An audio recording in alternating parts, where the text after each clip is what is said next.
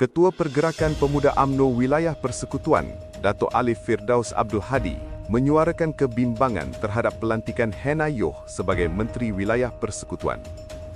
Beliau menegaskan wilayah persekutuan adalah jantung pentadbiran negara dan setiap dasar memberi kesan besar kepada lanskap politik serta sosial.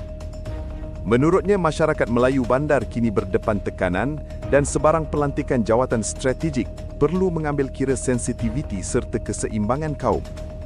Antara kebimbangan dibangkitkan ialah kemungkinan pelaksanaan agenda parti seperti pemilihan PBT dan Urban Redevelopment Authority (URA). Beliau turut mengingatkan peranan Menteri Wilayah Persekutuan sebagai ahli lembaga pengampunan menuntut keadilan mutlak tanpa kepentingan politik.